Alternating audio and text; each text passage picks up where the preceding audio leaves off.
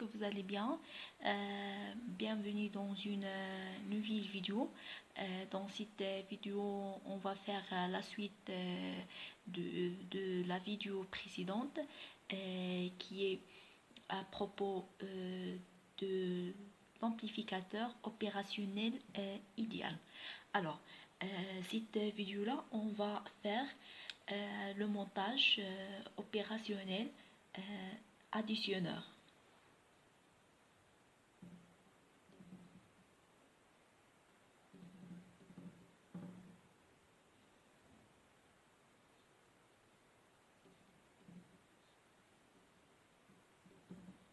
Alors, on va dessiner le schéma de ce montage.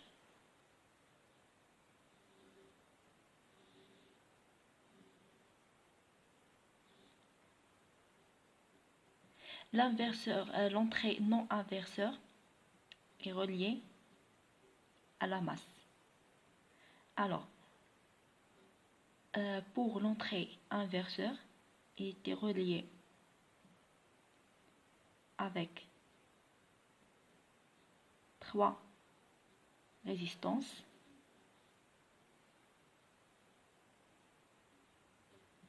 et aussi il est relié avec la sortie par une résistance, une autre résistance. Ça R1, R2, R3. À l'entrée de chaque résistance, on va donner une tension VE3, VE2, VE1.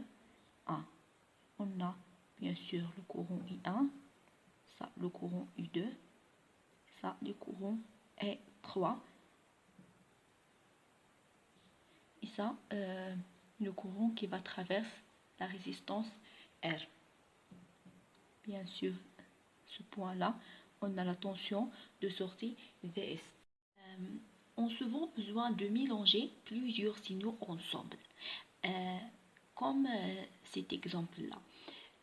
La difficulté réside dans le fait qu'il faut éviter toute interaction de réglage des gains affectés aux différentes entrées, ceci pour 2 raisons. La première raison, alors, si on doit recalculer tout l'échafaudage à chaque modification du gain d'une entrée, ou en cas de rajout d'une entrée, le montage n'est pas vraiment pratique. Le deuxième point, on ne peut pas faire varier le gain de chaque voie indépendamment des autres à l'aide d'un potentiomètre par exemple, alors que c'est une fonction souvent demandée à ce genre de montage. Alors, ce montage permet de s'affranchir de ces défauts, bien sûr. Maintenant, on va calculer le gain. Bien sûr, le gain, on a dit que le gain A égale le rapport de VS sur VE.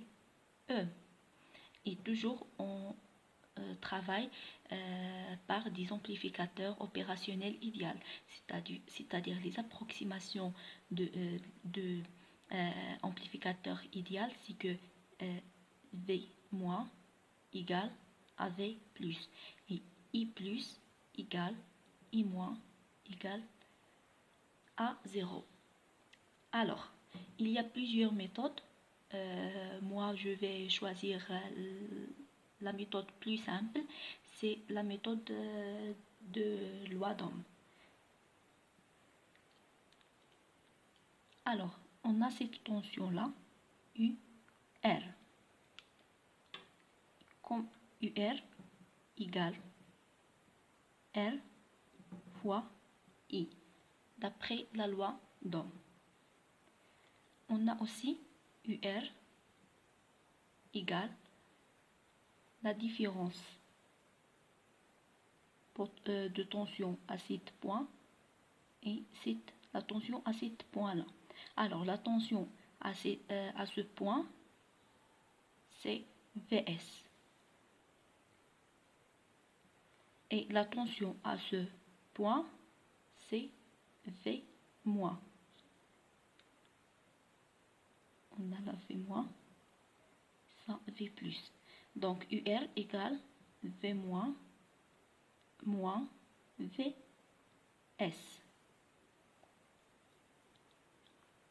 Équivalent que VS peut écrire que VS égale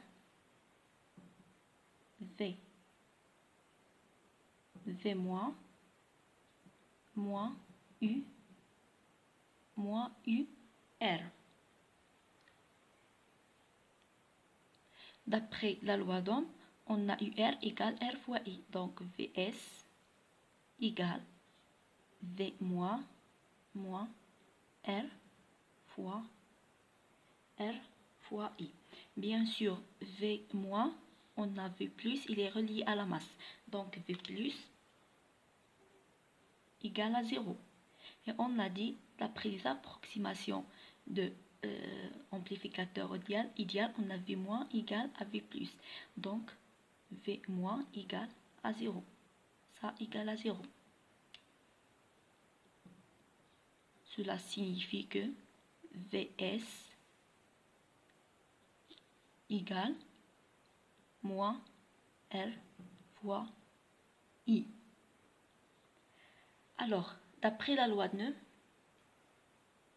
à ce point-là, qu'est-ce qu'on a? On a I, ce courant, égale la sommation de ces trois courants. C'est-à-dire I égale I1 plus I2 plus et 3.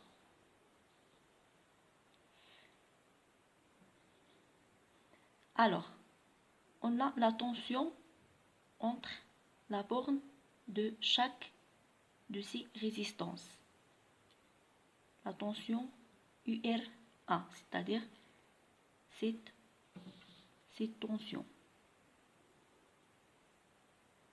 UR1.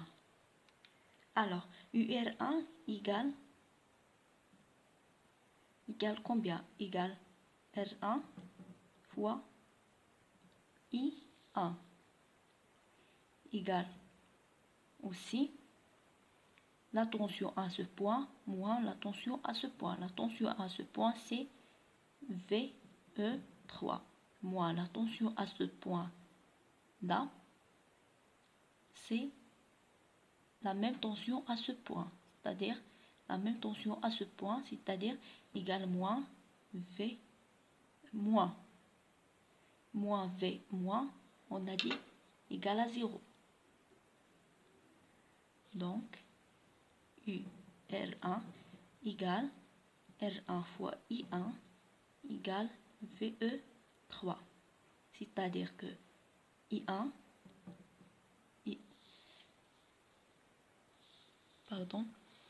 c'est-à-dire que I1 égale VE3 sur R1.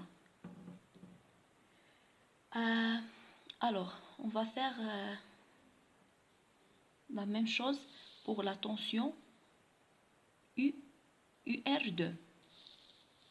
Alors, UR2 égale R2 fois I2 égale VE2 moins V moins. On a dit que V moins égale à 0. Donc R2 fois I2 égale à VE2. Donc I2 égale VE2 sur R2. On va faire la même chose pour la tension R3. Cette tension, automatiquement, il va nous donner E3 égale VE1 sur R3.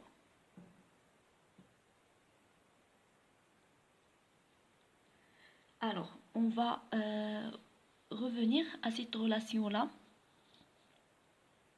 où on a trouvé que VS égale moins R fois I.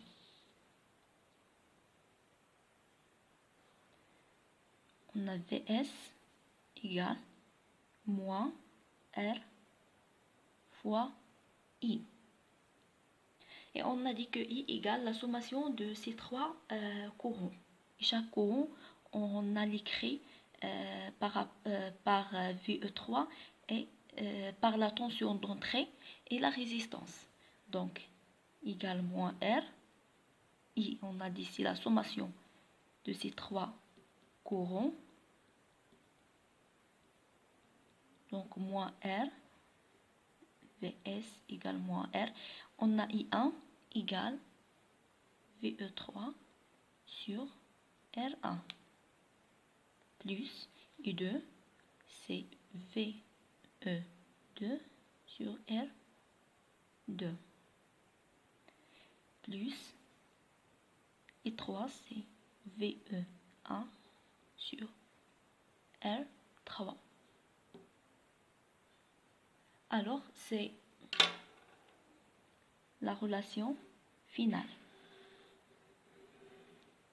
Bien sûr, donc on a obtenu une relation telle que Vs égale moins R, VE3 sur R1 plus VE2 sur R2 plus VE1 sur R3. C'est-à-dire on obtient une relation entre la tension de sortie et les tensions de l'entrée. Bien sûr, si on a posé que R1 égale R2 égale R3, on va trouver que Vs égale moins R sur R1 facteur de V3 plus VE2 plus VE1.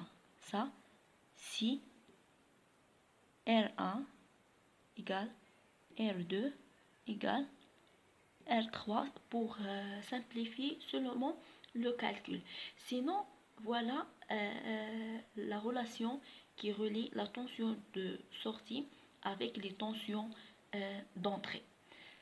Remarque, pour la tension à cette branche, j'applique une tension VE3. Mais la résistance, je la nomme par RA. Pour cette branche aussi, la tension appliquée, c'est VE1. Pour la résistance, je la nomme par R3. D'accord? C'est-à-dire, c'est une question de numérotation seulement. Mais l'essentiel d'appliquer la loi correctement. C'est-à-dire que lorsque tu veux écrire, par exemple, la tension à ce branche UR3, tu vas écrire E1 moins VE1 moins V moins aussi égal R3 fois I3. D'accord? Ce qui est très important, c'est de savoir la règle et l'application correcte de la règle. Merci pour votre attention et bon courage.